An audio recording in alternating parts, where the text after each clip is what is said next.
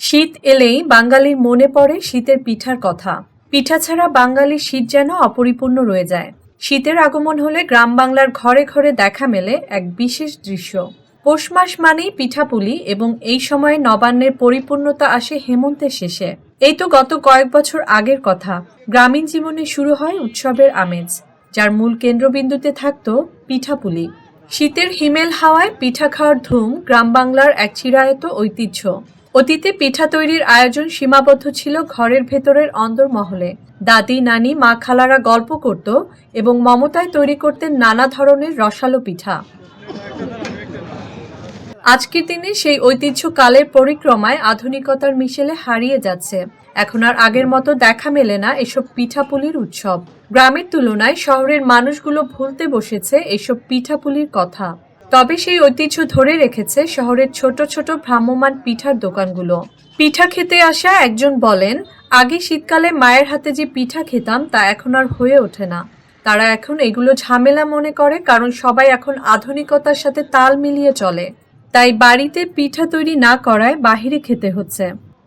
পিঠাটা অনেক ভালো লাগছে। সেই শীতকালে যে আমরা পিঠাগুলো ঘরে খেতাম আমাদের মায়ের হাতে অথবা বোনদের হাতে তৈরি করা, সেটা আসলে এখন দেখা যাচ্ছে না। কারণ তারা এই বিষয়গুলোকে খুব ঝামেলা মনে করে এখন, কারণ সবাই এখন আধুনিকতার সাথে তাল মিলিয়ে চলে। এই কারণে শীতের শুরুতে এসব ভ্রাম্যমাণ পিঠার দোকানগুলো বেশি দেখা যায়। পিঠা বিক্রি করে হাজার হাজার মানুষ জীবিকা নির্বাহ করছেন।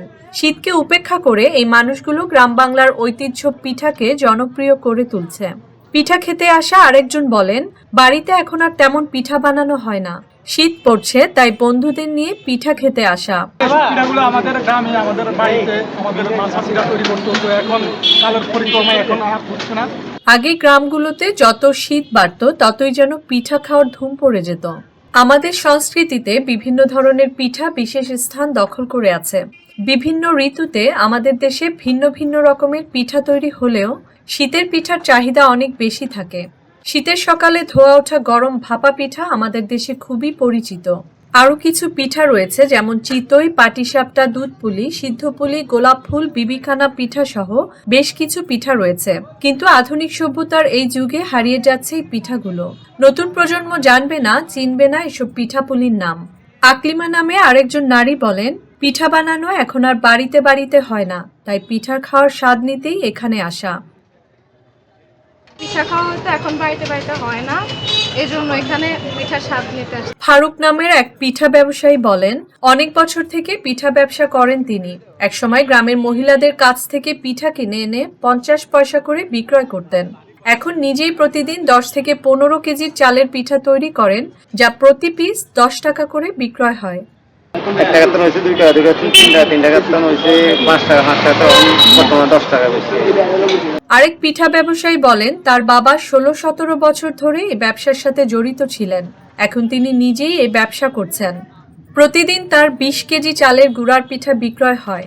অনেক দূর দূরান্ত থেকে এখানে নারী পুরুষ আসেন পিঠা খেতে। তাদের এই পিঠা খুবই পছন্দ। কিন্তু বর্তমানে সবকিছুর দাম অনেক বেশি থাকায় লাভের পরিমাণ খুবই কম হয়। আমার বাবা দীর্ঘ 17-18 বছর এই জায়গায় পিঠা বিক্রি করছে। এখন আমি এই জায়গায় পিঠা বিক্রি করতেছি। আলহামদুলিল্লাহ আমাদের সেল খুবই ভালো হয়। ছেলেরা এবং মেয়েরা উভয়ই পিঠা খেতে আসে। এদিকে ঐতিহ্যবাহী এই পিঠা উৎসব একদিকে যেমন সংস্কৃতির ধারক, অন্যদিকে তেমনি হাজারো মানুষের জীবিকার বাহন। পিঠার মাধ্যমে গ্রামীণ সমাজের বন্ধন সুদৃঢ় হয়, সম্পর্ক ঘনিষ্ঠ হয় এবং অর্থনৈতিক দিক থেকে এটি একটি বড় অবদান রাখে। বিভিন্ন রকমের পিঠা দেখা যাচ্ছে, আমরা এখন খাইতে পারতেছি। শীতের যে আমেজটা, ওই জিনিসটা আমরা দেখতে পাচ্ছি। আমাদের মধ্যে আলাদা একটা আনন্দ কাজ করতেছে। আমরা বন্ধু বান্ধব মিলে আসছি আজকে। মুসলিমা জাহান মিতু, ডেস্ক রিপোর্ট, নয়া শতাব্দী।